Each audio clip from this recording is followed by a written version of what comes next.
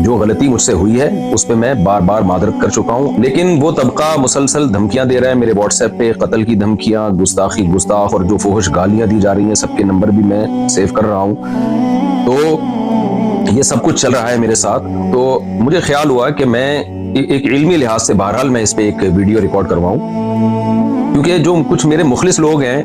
بعض لوگ، میجورٹی نے مجھے گستاخ قرار نہیں دیا الحمدللہ، میجورٹی علماء نے، بلکہ انہوں نے اس کو ایک غلطی ضرور قرار دیا، علمی غلطی، گستاخ قرار نہیں دیا، لیکن بعض ہمارے ہی بڑوں سے، بعض ہمارے ہی لوگوں نے بھی اس کو گستاخی سے تعبیر کیا، اور پھر یہ کہا کہ مفتی صاحب نے جب گستاخی سے معذرت کر لی ہے تو اب ان کی جان چھوڑ دو۔ تو اس کو بھی بعض شدت پسند لوگ کہہ رہے ہیں، دیکھو ان کے اپنے بڑے کہہ رہے ہیں کہ انہوں نے گستاخی کی ہے، اس لیے مجھے گستاخی کے لفظ کو ایکسپلین کرنا بہت میرے لیے ضروری ہو گیا ہے۔ وجہ اس کی ہے کہ جو مخصوص طبقے کے کچھ لوگ ہیں، جو ان کے لیڈر بہت زیادہ شدت پسندی پھیلا رہے ہیں اور اپنی عوام کو، جو عام لوگ ہیں نا، ان کو بہت زیادہ اکسا رہے ہیں میرے قتل پہ۔ کھلی ویڈیو میں جب اتنا اکسا رہے ہیں، آپ یہ ویڈیو کلپ دیکھ سکتے ہیں۔ وہ کراچی کا ایک مولوی نہیں اور طارق مجہول مردود، ایک بندہ بھی غیرت مند نہیں بیٹھا جڑا اٹھ کے انہاں سر لاوے،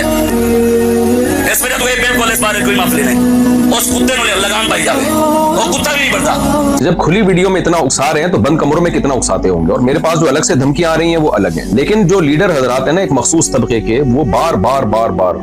جو ہے نا گستاخ کی سزا سرتن سے جدا، نعرے بھی یہی لگ رہے ہیں۔ سر سید تھانے کے باہر جو ہمارا قریبی محلہ ہے، اس میں جو تھانہ ہے اس کے باہر بھی یہ نعرے لگائے گئے ہیں ایک کراؤڈ کی شکل میں کہ گستاخ کی سزا سرتن سے جدا، نبی کی ایک سزا سرتن سے جدا، سرتن سے جدا۔ تو میں اس گستاخ کے لفظ کو آج علمی انداز سے ایکسپلین کروں گا، تحقیقی جواب بھی دوں گا، الزامی جواب بھی دوں گا، کہ اگر آپ مجھ پہ گستاخی کے فتوے لگاتے ہیں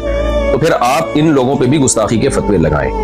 تاکہ جو سادہ لوح لوگ ہیں، جو واقعی نبی صلی اللہ علیہ وسلم سے محبت کرتے ہیں لیکن وہ غلط فہمی کا شکار ہو گئے، مجھ سے بدگمان ہو گئے کہ مفتی صاحب نے واقعی غلط گستاخی تو بہرحال کی ہے، بعض لوگ یہ کہہ رہے ہیں، تو میں نے جو غلطی کی ہے اس سے میں رجوع کر چکا ہوں، گستاخی میں نے نہیں کی ہے۔ تو اب میں اس پہ شروع کرتا ہوں۔ دیکھیے میرا جو بیان تھا، میں نے اس میں یہ بات کہی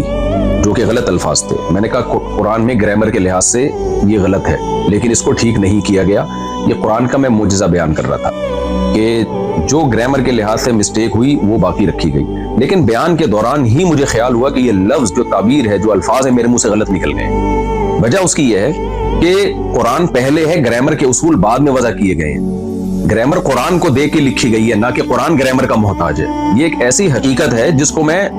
اپنے لیکچروں میں پہلے بیان کر چکا ہوں، کئی بار بیان کر چکا ہوں کہ زبان گرامر کی محتاج نہیں ہوتی، گرامر زبان کی محتاج ہوتی ہے۔ مجھے بیان کے دوران ہی اندازہ ہو گیا کہ یہ الفاظ میری زبان سے غلط نکلے ہیں، لہذا میں نے بیان میں ہی اس کی کریکشن کی کہ اگر ظاہری لحاظ سے اس میں کوئی غلطی لکھنے میں، ظاہری لحاظ سے، ورنہ اس میں بڑی حکمت ہے، گرامر کی ایک مسٹیک اگر ظاہری لحاظ سے میں مسٹیک کر رہا ہوں،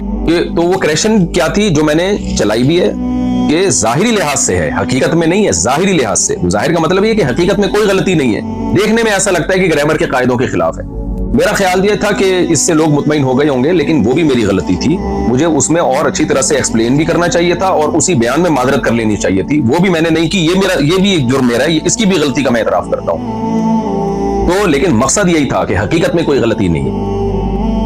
ظاہری لحاظ سے غلطی کا مطلب کیا تھا کہ بھئی قرآن میں کچھ باتیں ایسی ہیں جو عام نحوی قاعدوں کے، جو قاعدے بعد میں ایجاد کیے گئے ہیں، ان کے خلاف